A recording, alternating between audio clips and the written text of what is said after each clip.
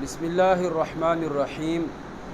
عزیزان محترم، کل بروز قیامت سب سے زیادہ حسرت اس انسان کو ہوگی جس کو علم دین حاصل کرنے کا موقع ملا اور اس نے علم دین حاصل نہیں کیا۔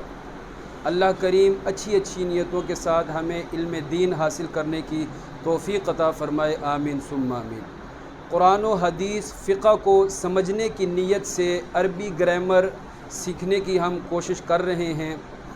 تو پیارے طلباء کرام، عربی گرامر کی بنیادی ضروری باتیں سیکھیں آج کے سبق میں۔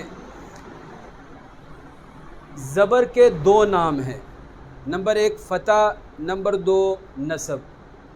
اسی طرح زیر کے بھی دو نام ہیں، کسرہ، نمبر 2 جر۔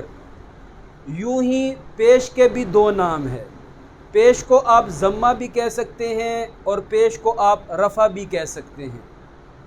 دوسری ضروری بات یہ سیکھیں، زبر والے حرف کے دو نام ہوتے ہیں۔ زبر والے حرف کو آپ مفتوح بھی کہہ سکتے ہیں اور زبر والے حرف کو آپ منصوب بھی کہہ سکتے ہیں۔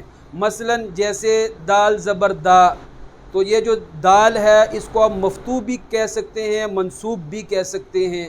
یا دال دو زبر دن ہے، تو اس دال کو آپ چاہیں تو مفتوح کہہ لیں، چاہے تو منصوب کہہ لیں۔ ایسے ہی زیر والے حرف کے دو نام ہوتے ہیں، آپ چاہیں تو زیر والے حرف کو مکسور کہہ دیں یا چاہے تو مجرور کہہ دیں، جیسے دال زیر دی یا دال دو زیر دن۔ تو یہ دال مکسور بھی اس کو کہہ سکتے ہیں، مجرور بھی کہہ سکتے ہیں۔ پیش والے حرف کے بھی دو نام ہوتے ہیں، پیش والے حرف کو مضموم بھی کہہ سکتے ہیں یا مرفوع بھی کہہ سکتے ہیں، جیسے دال پیش دو یا دال دو پیش دن۔